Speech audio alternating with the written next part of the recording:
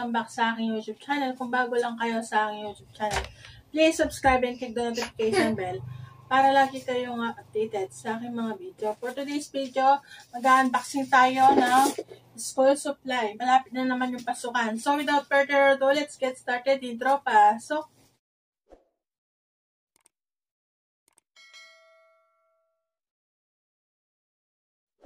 So ayun, bago ako mag-unboxing, may kukwento muna akong nakakatawa sa pangyayaring pag-deliver ng aking parcel. So, ayun, sabi ng driver, nagtao po siya. Sabi niya, tao po. Tapos lumabas ako. Sumunod to. Pumalit na to. Nandiyan po ba si Ma'am Grace? Meron po siyang parcel. Tapos, naisip ko, eto siya. Nahanap niya. Iniba ko yung usapan. Bayad na yan, diba? Sabi ko gano'n. Opo, ma'am. Sabi niya, bayad na. Naisip ko, di naman niya siguro kilala yung may-ari. Ito yung may-ari. Yung pinag-anuhan ko ng account, siya, sa kanya nakapangalan. Pero iniba ko yung edad. Para makalibre lang ako ng shipping fee. Siya yung ginamit ko. Nahanap niya si Grace din. So, ayan, i-unbox ko na.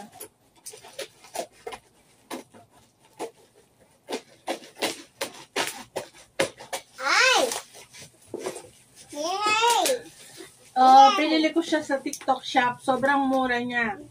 Ang total na nabili ko is 470. Meron na siyang notebook. Kasamang notebook at saka notebook, holder, and ball pen, papers, typewriting yata. Meron pa yung anak ko eh.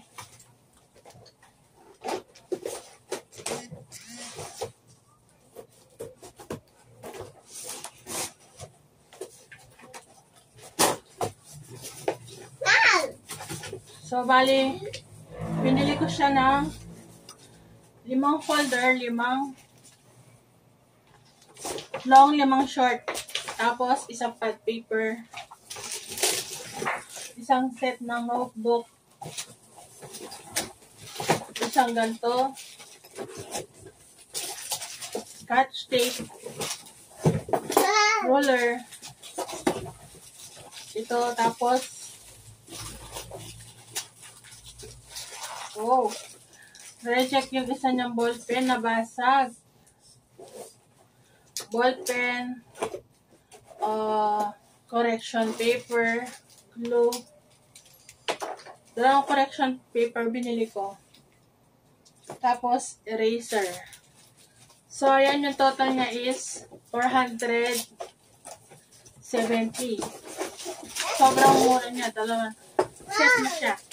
Yung iba, bibili, wala sila dun sa account niya, yung plastic cover, wala. Tapos, yung bag, ibibili ko na lang siya sa mall kasi hindi ko gusto yung quality ng or tela ng mga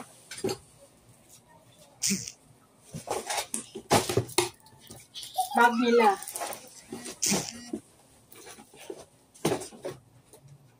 So, lahat ng bili ngayon nagmahal na, kaya maging wise tayo sa pagbibili. So, ayun, that's all for now. Thank you for watching. Bye!